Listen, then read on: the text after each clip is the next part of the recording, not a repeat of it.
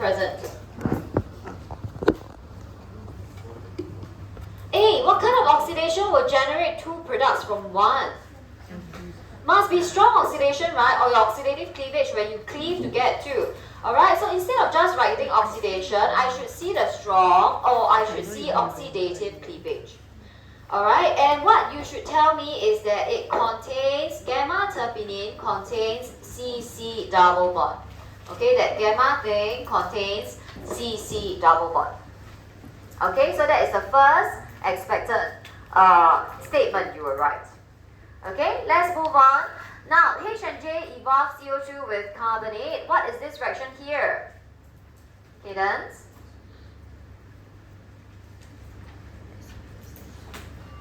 Evolve carbon dioxide with carbonate. What do I write for this?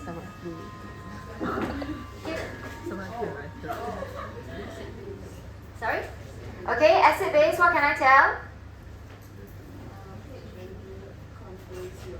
Thank you. It's acid base, it contains COOH group. Alright, okay? Now, can I write acid carbonate? The reaction here is acid carbonate. Can I do that?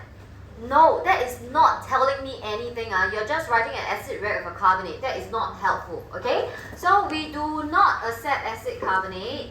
Acid base or neutralization is good. Alright, let's continue. Now, both gives orange PPT with 2,4-DNPH. This one we have talked about it. This is condensation. We just saw it. Okay, so H and J, they are aldehydes or ketone. Now, at this point, did any of you narrow it down to one of them? Meaning, instead of writing aldehydes and ketone, did any of you just write it to be one instead of both of them? Do you? Anyone? You can tell that it's what for sure, people. Carbonyl compounds is okay. Can it be an aldehyde, people? Why not? Came from KMNO4 oxidation, correct? So, in this part, you can still leave it as carbonyl compound, aldehydes or ketones. But if you write just ketones, can you please make sure you make an annotation that cannot be aldehyde because it's a product of oxidation. You understand what I'm saying?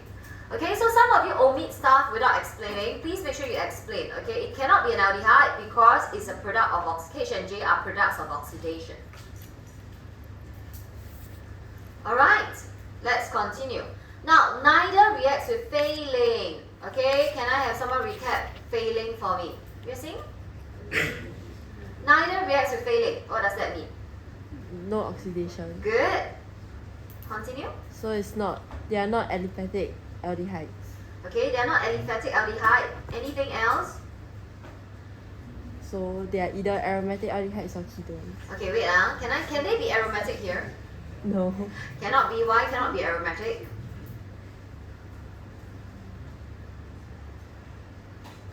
Because it's not like the C is to H, it's not 1:1. Okay, not just that. The number of carbons, do I have enough? No. No, C4 and C6 only. For aromatic, you minimally need a C7. Correct? You minimally need a C7. Alright, so H and... Okay, I talked about this before. You always tell me it's not what, then you don't tell me what it is. Do you remember I told you that before? Okay, so in this case, if you have concluded that it's not aliphatic, can you therefore conclude it's a ketone? Okay, ketones. Can? Okay, similarly, in the earlier part, if you have already concluded it's ketone because you rejected the aldehyde, then this part just confirms to be a ketone. Is that okay for you? Okay, great. Let's continue. Now, H gives yellow PPT with alkaline AQ iodine, but J does not. This one we have also seen it earlier in the practical revision. That is oxidation. What does H contain, people? Atika?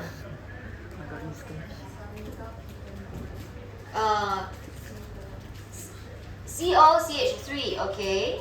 Do you include the alcohol structure? Okay, so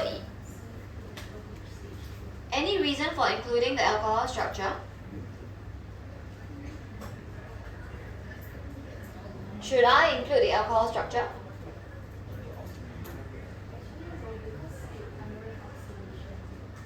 Thank you. H again is a product of oxidation. Okay, so you don't actually have to include this. In fact, you can say omit or reject this because H is product of oxidation. Alright, so we know H strictly has the ketone structure, not the alcohol structure. Okay, please allow me to remind you, the alcohol for either form can only be primary or secondary. Okay, this is the structure for the alcohol. You either have an R here, which makes it secondary, or you have a H, which makes it primary. So by right, both of them can oxidize. Alright, so they will not survive oxidation. Are you clear on this? Yes. Yes, of course, must write down. So if I'm going to omit it, I will write reject this because H is a product of oxidation. Similarly, in the earlier condensation, if you reject the aldehyde, you must also bracket reject aldehyde because H is a product of oxidation. Hey, if you reject something, right, you must write down, okay? You don't just omit and then the marker will be like, is it cause you don't remember or you don't know? Okay, so don't do that, seriously. Okay, let's continue. Now, J can be obtained from the K reaction with this. Okay, so we all know again, this is oxidation. So, J will be the ketone and the carboxylic acid. This is J. Okay, again, I need the type of reaction. The reaction here is oxidation. Before you draw me J. Okay, some students will just jump at drawing J because so straightforward, right? But you haven't explained the acidified dichromate yet. Okay, so do not forget the acidified dichromate. Then you write J. Okay, now H is very manageable. H is just a 4 carbon. H contains COOH. H contains COOH is here.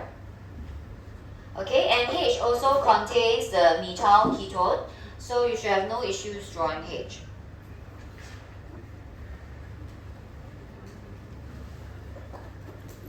Okay, so that I have the carboxylic acid and I also have the methyl ketone. Questions? Manageable, alright, let's check. Now, these are some of the stuff that we went through. Make sure you have written the correct type of reaction and stuff.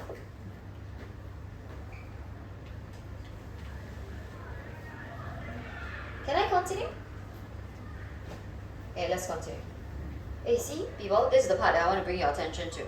It does not contain this, okay? We also cannot contain this because they are vigorous products of vigorous oxidation. So this is how you reject. You explain, okay, and not just omit it without saying.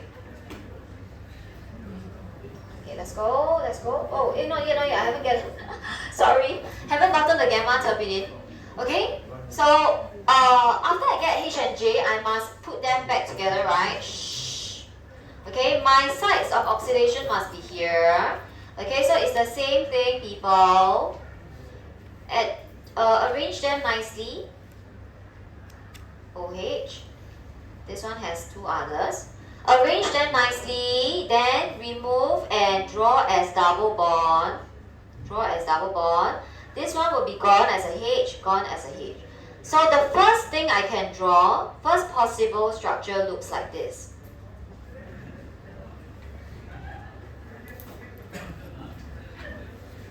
Okay? Alternatively, you can flip J, and you will end up with a 1,4. Okay, so if I flip J, I will end up with a 1,4 here and like this. Okay, both are possible structures of gamma terpene. Okay? Okay, we will accept both because they didn't say which is which.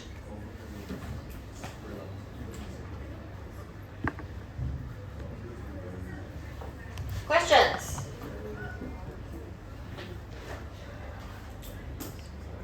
Okay, let's continue. Can I continue?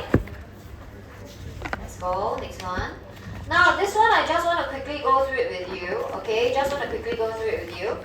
Okay, firstly, people, you are to suggest why pKa is less than that of water. The first link you need to make for me is low pKa means what, people? High acidity. Okay, and that suggests what? What governs acidity? Stability of conjugate base, right? So the conjugate base is very stable. This is the first link. Okay, now why am I saying this? Because frequently, right, in your mind you skip steps. So you tell me low pKa means very stable conjugate base. Clearly there's a gap, right? pKa is about acidity, it's not about stability of conjugate base. Okay, so do not skip. Okay, first link make for me, then you explain. Now, let's check. Why is that so? Okay, I will be looking at these two.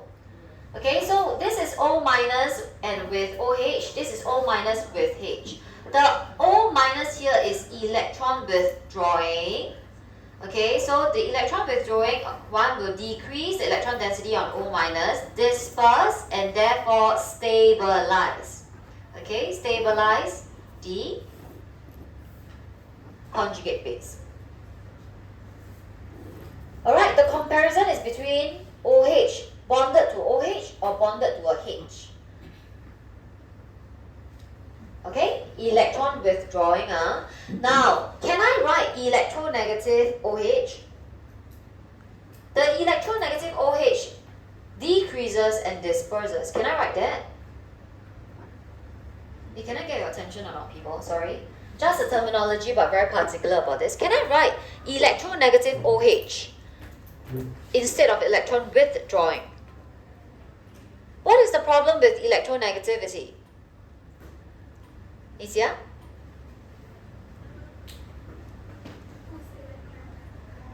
Sorry?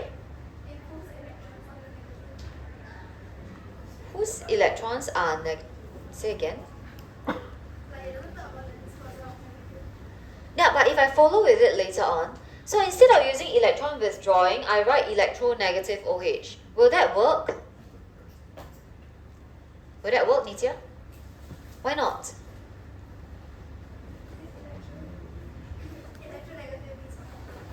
Thank you.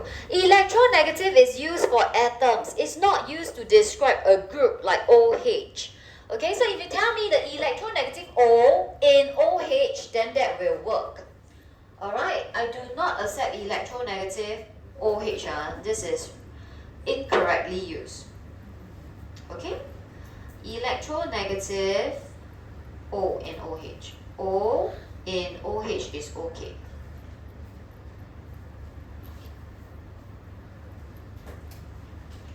Careful of your terminology, you will be marked down if you use the wrong descriptive words.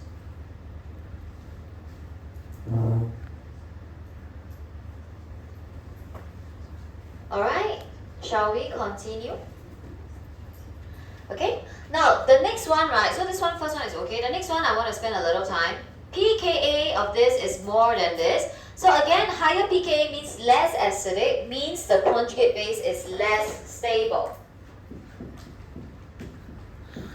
This is the first one versus this. Okay, so this one is less stable, right? Okay, can I contrast the two of them? Why is one more stable than the other? Ethan?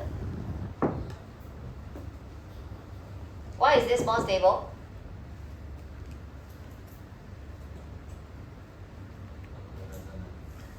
Tell me more. Are you going to stop at just resonance?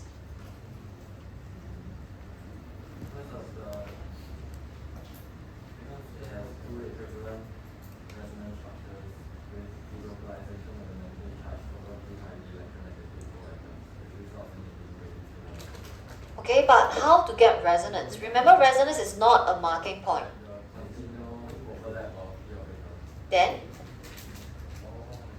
Lone pair can delocalize into the pi electron cloud, correct? Okay, now I need you to mention how the resonance come about. There is p orbital overlap. Okay, so lone pair can delocalize. That's how you disperse the negative charge, correct? Now, what about this? Eden, what about this? This one that is less stable.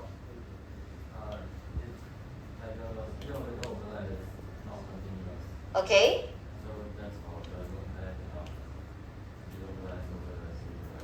Okay, now, when you do the comparison between the two of them, people, can I get your attention? You should note that the multiple bond stays the same, right? So the multiple bond will both have the p orbital.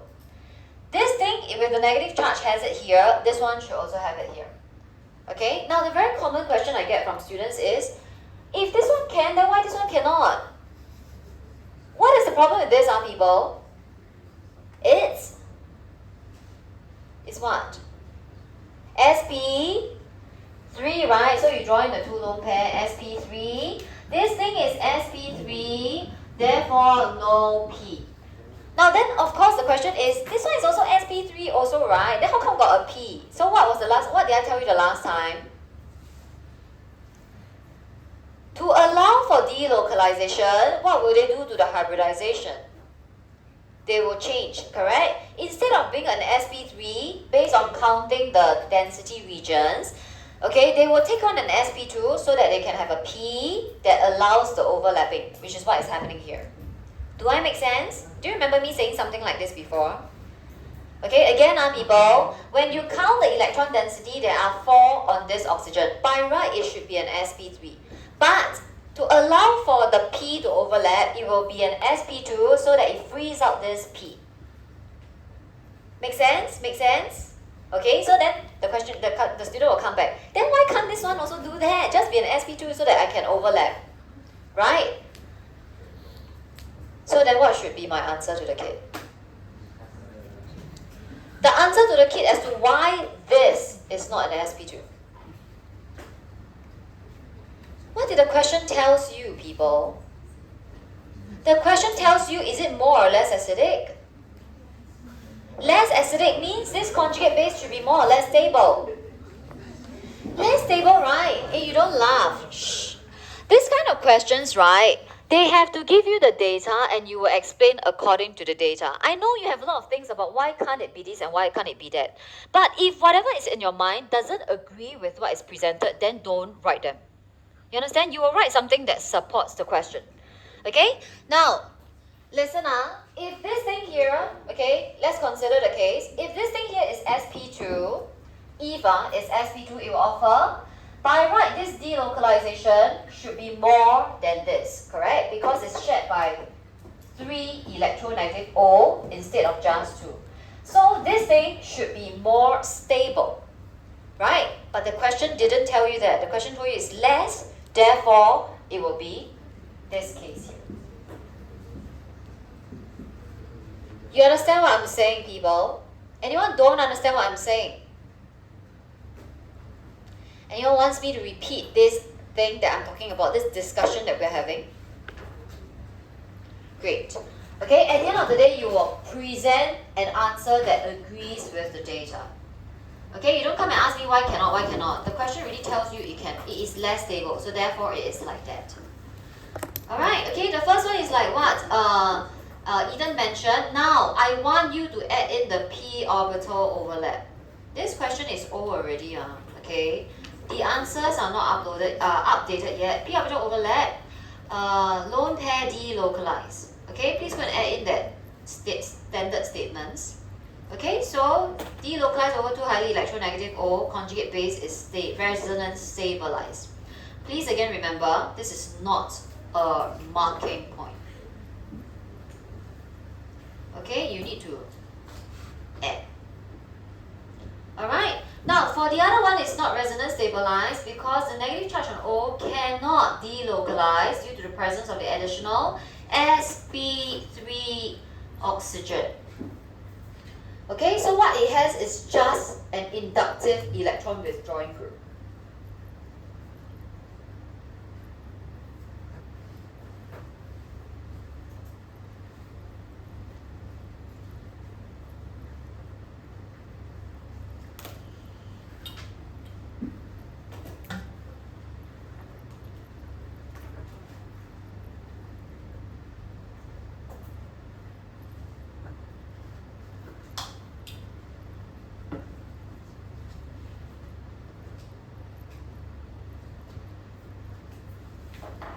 there are three other parts that I must talk about later.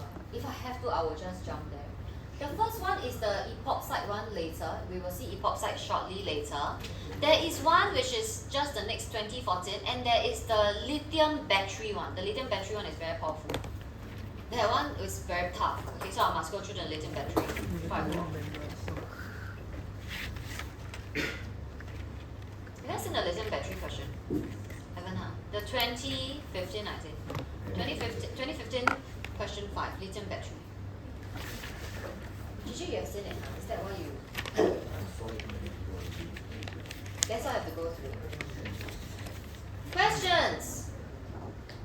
Yes, Cammy?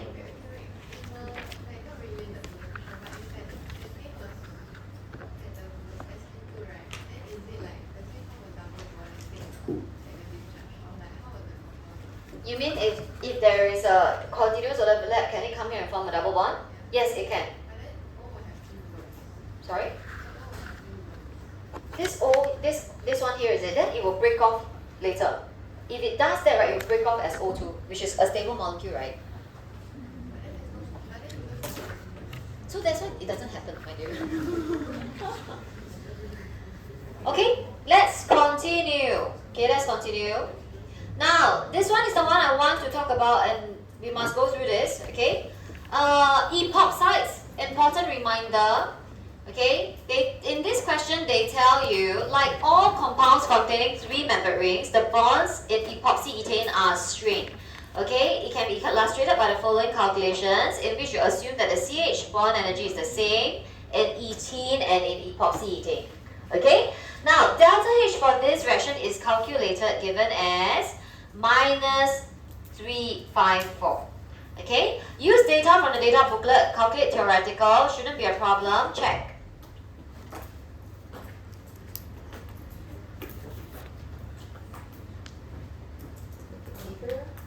Okay, can? Now let's continue on, people. You should get plus 1070. Now, use the delta H equation, the value for the reaction between ethene and oxygen, which is this one here, given to be minus 354. Okay? Calculate the actual value for the sum of this. Okay? Suggest an explanation for the difference. Okay? Now, I am interested in this, so definitely this must appear in my cycle. So, this will appear here, which means I break this and I break this, so I end up with this. Follow me first, don't copy yet, listen to me. Okay, again people, they asked me to use that enthalpy that is the minus 354, so that is the horizontal equation. Now, I need to find a value for the Cc and the 2 times Co. So, to put it in the cycle, I will break the epoxy and I'll end up with CH2, CH2 and an O. The question, of course, is, from here to this, what should be this enthalpy applied? You understand what I'm saying or not, people? Don't understand what I'm saying? Do you guys understand what I'm saying? No. Okay, repeat again. Let me remove this first. Okay, again, listen. Delta H for this is the first equation here. This one here, from this, epoxy. Okay? They ask you to find an actual value for this, so this must appear in cycle. Okay, so how to appear in cycle? You will apply it to the epoxy ethane, of course. Okay, so apply it here. That means you break the 2CO and you break the CC, so you end up with these group. These as the products, CH2, CH2 and an O. Okay, now to close off the cycle, the question is, what should be at the scribbled black part? What is the enthalpy that will allow me to close off this cycle? So, I have an O, right? That means nothing happened to the O. How does the ethene become the two of them? What have you applied, people? The CC double bond energy, correct? So this thing here is the BeCC. What is going on? Ayo. Can? Hey boys, not interested. The three of you can all get out. Thank you. Should I send the three of you out? Brilliant, huh? Okay. Make sure you ace prelims later, okay? Questions? Yes?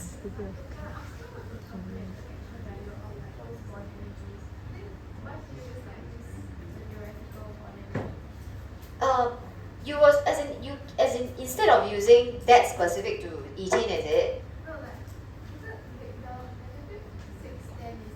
An average. So you should have used one that is specific to ethene. Is that what you're saying? Yeah, but they didn't give you the value. So the only thing you can use is from the data booklet. Yes, yes. Otherwise, there's no way you can complete the cycle. Right?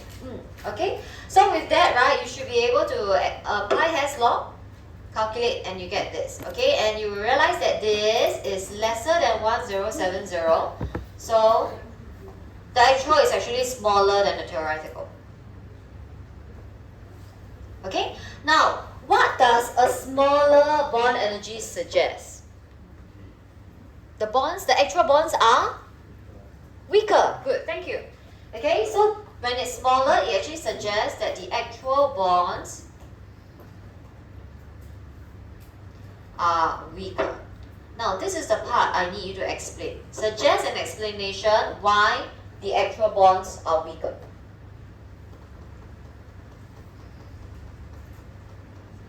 Okay? Let's see. Chloe? I wrote the bonds are strained as the OCC bond angle in epoxy is 60 degrees, but it should be 109.5 degrees, as therefore one pairs about the color atom and the molecular shape should be proportional. Okay? More? That's all. Okay? So Chloe said that the bonds are strained because the angle in there are 60, whereas the actual ideal should be 109 because it's tetrahedral. Comments? Is that what most of you wrote? Okay, it deviates from the ideal bond angle, therefore the bonds are strained. Now, this is also the comment given for that year of candidates. Okay, what is the problem? The problem is the question already told you it's strained. When you repeat that it's strained because it deviates, you're not answering, you're not explaining. So how should I explain this strain and that it deviates? Okay, so the good thing is Chloe mentioned that it should be it should be 109 but it's at 60. So what is the problem with that? Harold? Okay, yes. Louder? Cannot hear you. Increase electrostatic forces of repulsion between bond pairs. Okay, so increase bond pair repulsion and therefore weakening the bond. Do you guys agree with Kayan?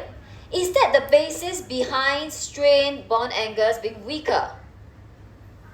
It is, right? Now, Vesper theory predicts it to be 109 because at 109, that is the furthest they can be from each other. So when I am nearer, this repulsion increases and weakens the bond.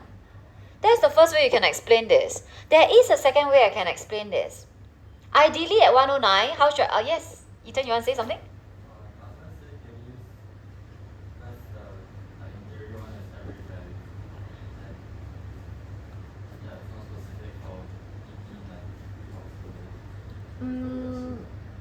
Cannot really say that. Can't really say that. Okay, because actually like what Caitlin mentioned, right, in this calculation, you also have used average values. Right, so that's why it's not a very strong reasoning for that yet. Okay, now, building on the increased bond pair repulsion, what else? What happens when you are in an awkward angle? Firstly, how do the bonds form? How do covalent bonds form? They overlap, right? They come together and they overlap. So when you're in an awkward angle, what happens to this overlap? Less effective. By right, they overlap nicely at 109. Okay, once you twist the angle, the overlap twists as well. Okay, so two ways. In terms of repulsion, okay, you will tell me that it's an increase in bond pair repulsion. Okay, or you tell me that overlap becomes less effective, but mainly please mention the 60 deviating from the ideal 109 and 105. Increased bond pair repulsion or smaller leads to the overlap being less effective. Now, the notes here is what most of the candidates wrote. Okay, insufficient to simply mention that a strain exists because the question has already said that. Okay, now I'm going to make sure you remember this. Always write this for explanation of angle strain. Okay, what is the problem with the ring? What is the problem with the angle strain? Instead of just quoting the ring strain or the angle strain, add on to say this will increase the bond pair repulsion. Okay, and it's not any repulsion, I must see this. Okay, so in Kayan's answer you heard between the bond pairs.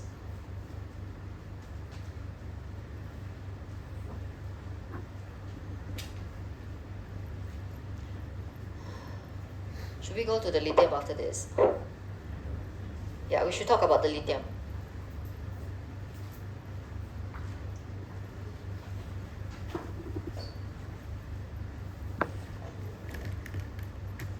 Sorry, I need to take a bit of time to remind you about the next part as well. Okay, we go to 2014 2D first.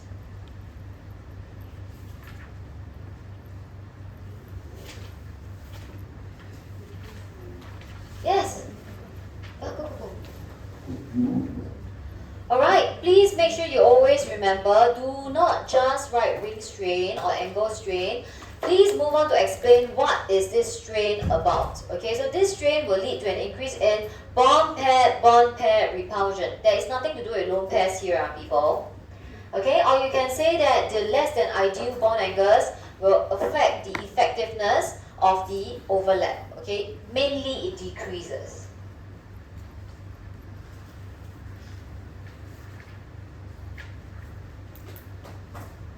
Questions? Okay, I have to accelerate a little bit more.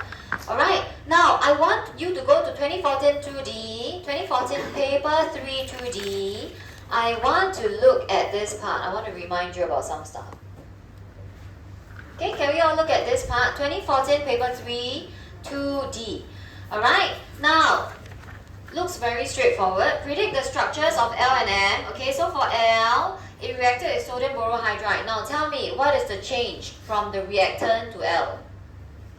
How does L look like? Janelle? How does L look like?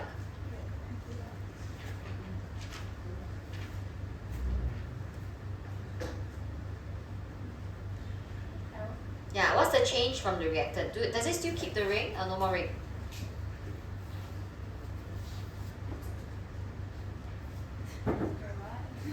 What's the structure of L, Janelle? The ring. Yeah, okay, there's still the ring. Okay, anything else change? What change? The double bond becomes only Both double bond O's? one of them. The one on the other side. Okay, thank you. This is my L. Alright, you should know that sodium borohydride only reduces carbonyl, so only tackle that carbonyl. Now, when I add lithium aluminum hydride, the formula still looks very similar, but clearly I have reduced more stuff. What else can I reduce here? You look at L, right? L has already reduced the carbonyl. And when I form M, M actually has more H than L, which means something else about L is reduced. What else is reduced here? The ester. Okay, now this is what I want to remind you, people. Ester's reduction forms what? Quickly, help me with this. John? Ester's reduction form what? Stepwise first, what should I do to this ester? Break it. Okay, so this one is a R prime OH. Anything else happens to it?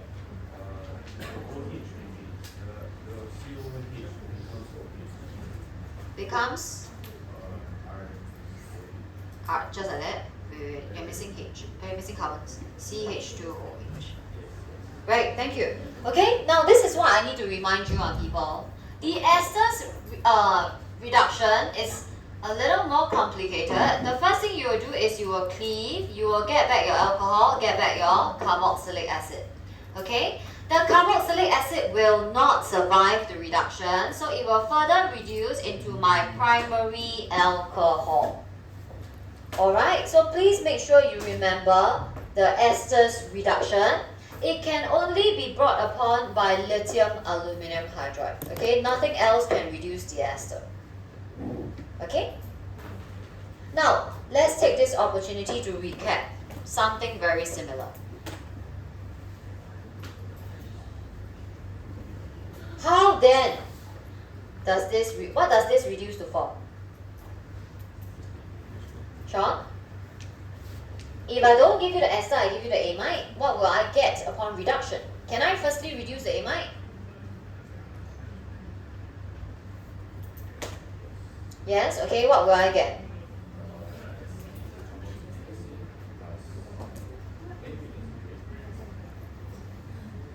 I don't know, does it break?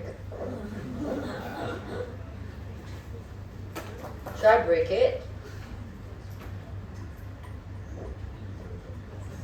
Huh? Say again? You need help? Mia, do you want to help?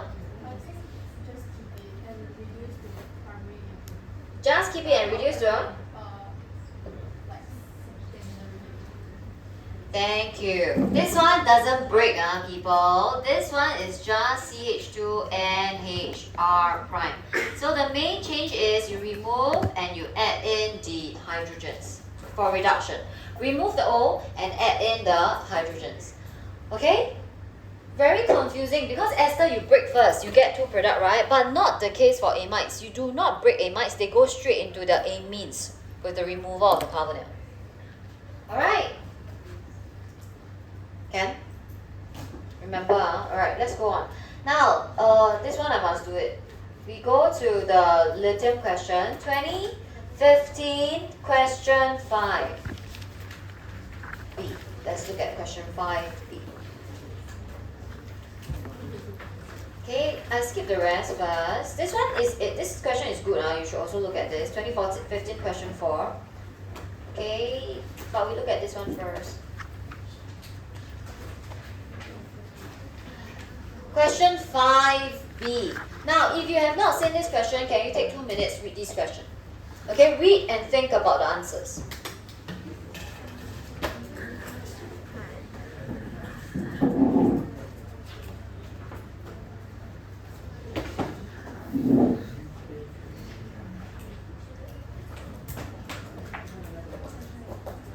Okay, take your TYS, look at this 2015 question.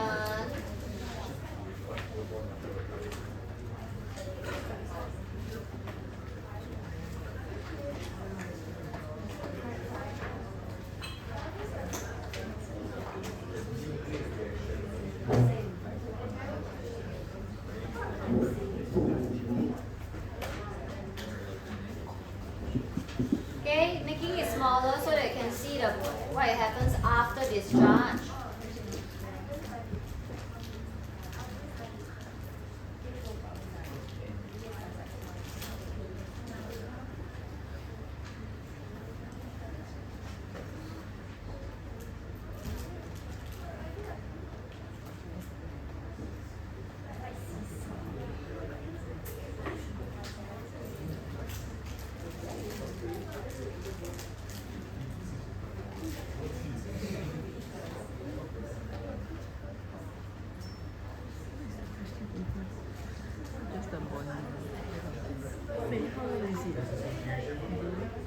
Are you done? You're talking because you're done, is it? Are you done? Okay. Now, over the years, right, chem is actually one of the topics that they are very creative about because there's so many batteries, right? And sustainability, right, is the big thing, correct? So they start to set a lot of chem questions with contexts that are industrial applications. Alright, so these are the database where you read and you apply, you understand and you apply. Okay?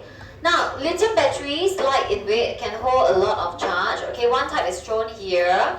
The info comes in the second line. There is a cathode made from cobalt oxide and an anode made from graphite with lithium atoms inserted between the layers. And of course, the electrolyte is LiBn4. Okay? Now, during discharge, what does discharge means? When you say discharge of a battery, what does that mean? You are using it, right? So is the reaction spontaneous or not, people? Yes, okay, during discharge, this is the using battery. Okay, delta G is less than 0. Reactions are spontaneous. Okay, this is not the recharging. Recharging is where you plug it in. Alright, lithium atoms at the anode, they give up electrons to form this. Anode is oxidation, so it makes sense. Oxidation become positive. Alright, the electrons travel and are picked up at the cathode. A lithium ion moves to the cathode and then they tell you there is a pictorial representation. Okay, now part 1 suggests the type of bonding between lithium and the layers of carbon in graphite. Suggest, and you have to explain. Okay, thankfully it's only 1 mark. What do you think is this kind of bonding? Harish? Why metallic? Explain your answer. Why metallic?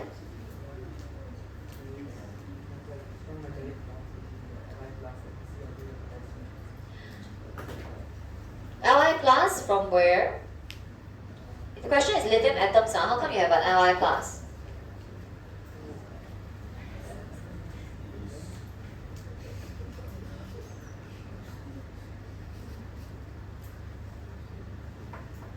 Okay, let's make the link first, okay?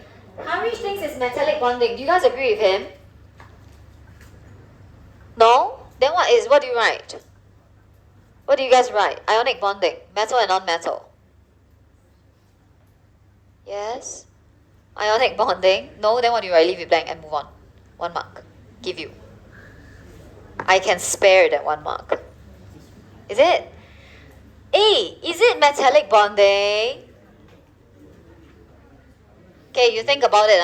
Firstly, lithium atoms, right? And carbons in graphite. What is in graphite, people? Carbons and...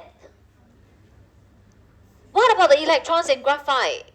They are delocalized, correct? So I have carbons and delocalized electrons. Now, but when I see delocalized, the first thing I'll think of is metallic bonding, right? But metallic bonding requires...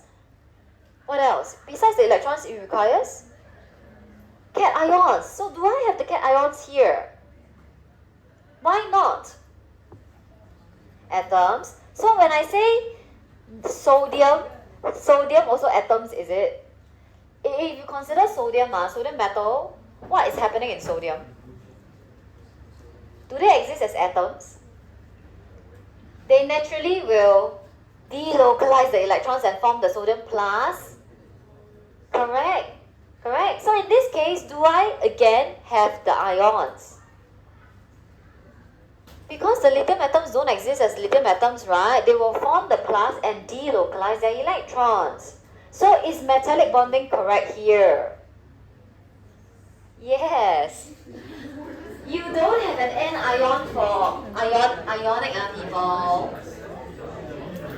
Metallic. Shh. Hey, what's the commotion about? You don't agree with me? The valence electrons delocalize and the resultant this will attract the delocalized of graphite. Graphite. Always think of delocalized, and then you have this coming from the atoms. Okay, it cannot be ionic bonding because what is the anion? No anions. Right, your graphite doesn't become C4 minus. Graphite stays as carbon atoms.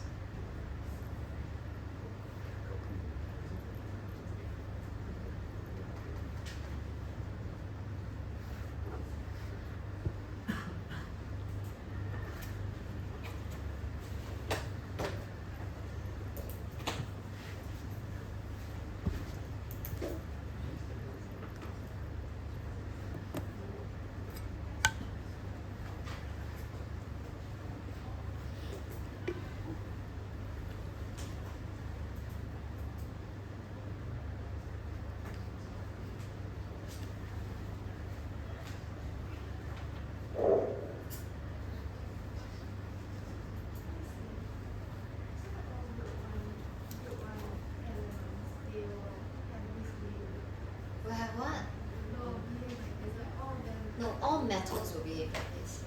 Yeah, so sodium, they are not sodium atoms because naturally they will, within sodium itself is metallic bonding. So it's a lattice of cations with the delocalized electrons. Can okay? More questions? Okay, let us continue. Now, calculate the oxidation number of cobalt in the cathode before and after its discharge. So, before its discharge is this part here. Okay, because the discharge is here, right? So, what is the charge of of cobalt in the cathode? What's the charge here? Harold?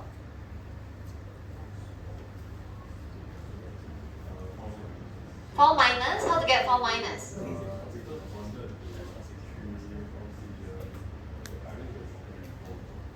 Uh-huh.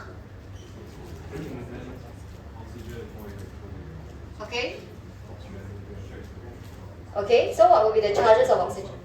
4 plus, thank you. Do not be careless. Minus 1, minus 2 because double bond, so this will be a plus 4 since it's not electrically charged. Now, after discharge, what will that be, Harold?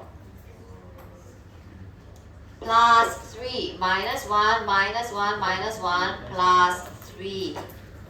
Okay, so it is a plus 4 and a plus 3. Can? Okay, now the rest shouldn't be a problem. Okay, I want to go on. Let's move on to, where is it? I want to talk about the alcohol after that. This one. This one, BF4 minus, I'm going to let you draw on your own. There is a dative bond. Okay, let's look at, where is it? I want this one, organolithium, this one. Part D, let's look at the organolithium. Okay, again, please take 1 minute, quickly look through this organolithium. 1 minute, quickly look through the organolithium. Very commonly tested also, organolithium or greenium. They love to bring them in because they are carbon nucleophiles.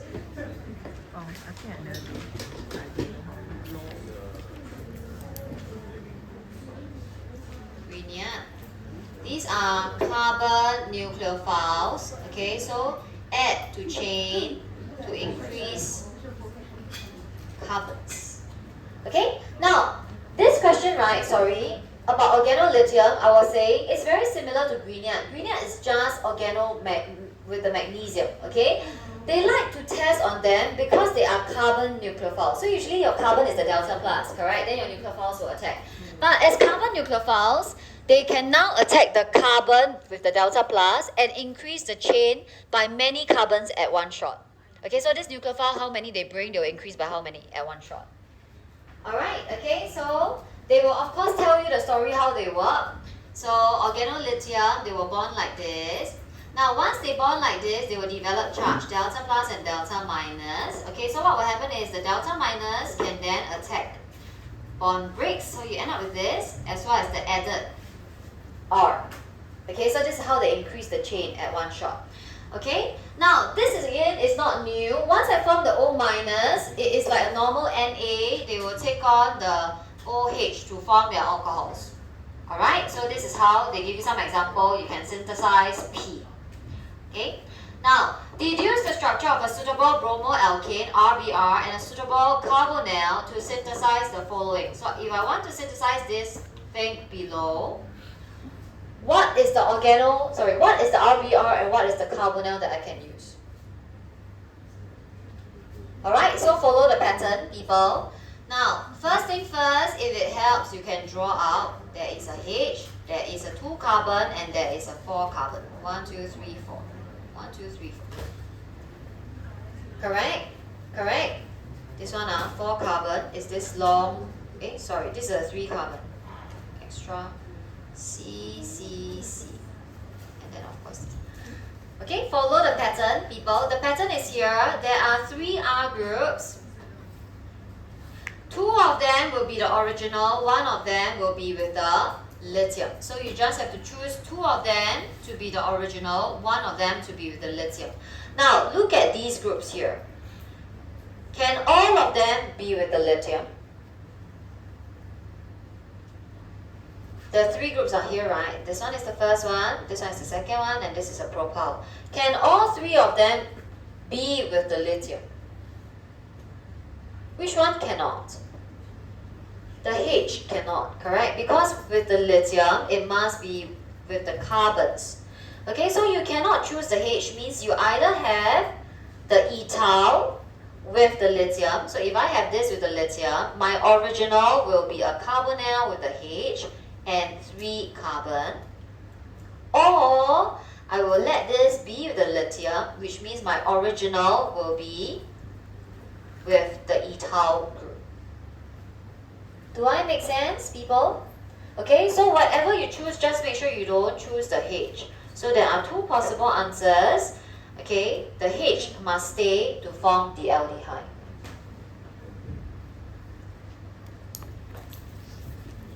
Okay. Alright, this is pattern recognition. You look at how they form, how they even gain the 3R groups. Then you work backward and assign the 3R groups back to the lithium plus the carbonyl compound.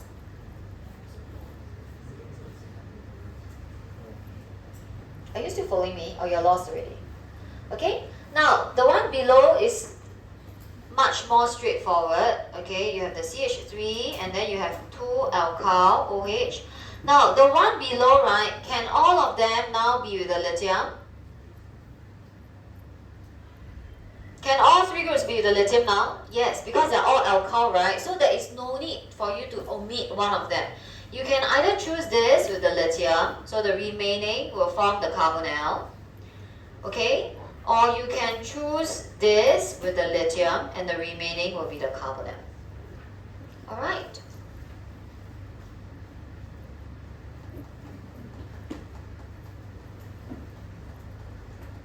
Okay? Finally, okay, just quickly, let me finish up with the last one. The last one is how you will distinguish the 3 alcohols, people. So, can we think about how you want to distinguish the 3 alcohols? Okay, I'm going to move on. Now, P is a primary. 1, 2, 3, 4. Okay, P is a primary. Q is like this. And then R is OH.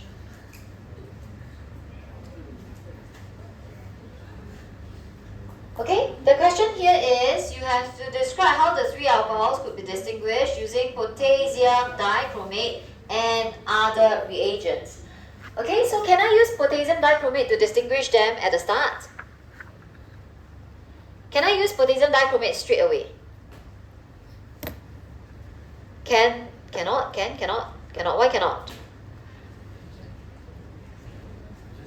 You need potassium dichromate and other reagents lah. So probably it's going to be more than one step. So can I use potassium dichromate right at the start? Yes, if I use it, what will I remove or eliminate first?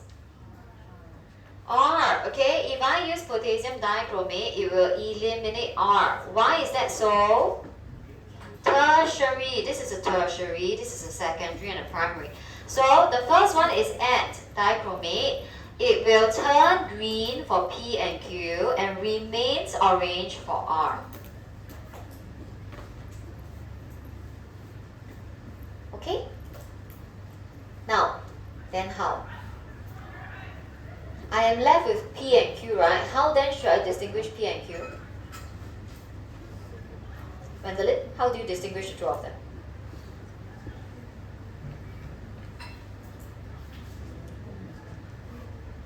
I use potassium dichromate and heat immediate distillation, then I add tolerates. You heat with immediate distillation, then you add tolerates. Say again, okay, wait. So you use K2Cr2O7 again, and then you heat with immediate distillation. What will they form?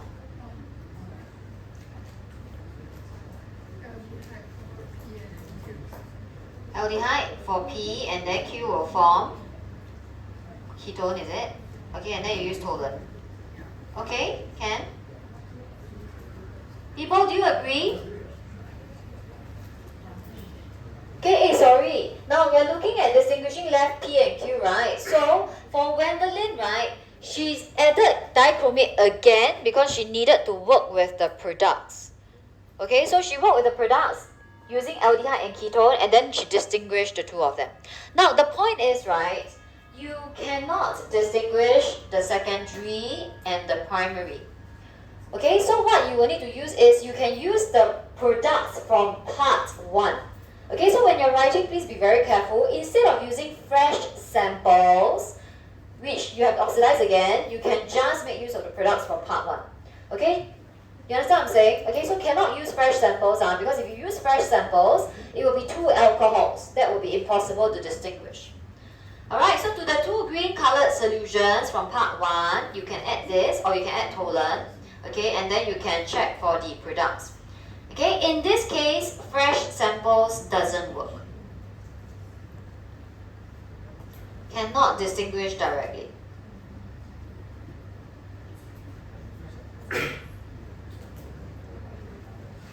Can? Yeah, I have just some notes for you. I will need you to read about the notes also. Mainly this one. Can you please read the last bullet? The last bullet is always a very cute action done by our own students.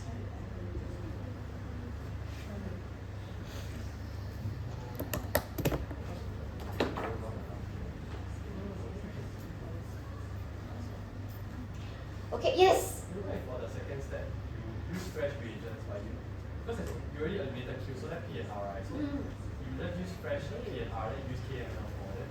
One will be colorized, one will be for P will R will not. That is tertiary. No, but you're left with primary and secondary. P and Q are primary and secondary. The tertiary is gone by the dichromate already. Oh, Okay? The 2 primary and secondary you cannot. You have to oxidize it, then you differentiate from their compounds. So it's either a ketone versus a carboxylate or like what she did, aldehyde versus a ketone. Okay, can? Okay, people. Now, this is, I don't know whether this will surprise you, but this is our last lesson. Okay, there will be no more lessons in term 4. I will only see you for lectures in term 4. Okay, so if you need help, you will text me. I will see you for consult. Is that okay? Alright, can? Okay, anyway, all the best for your prac on Wednesday as well as your papers next week. Okay, can?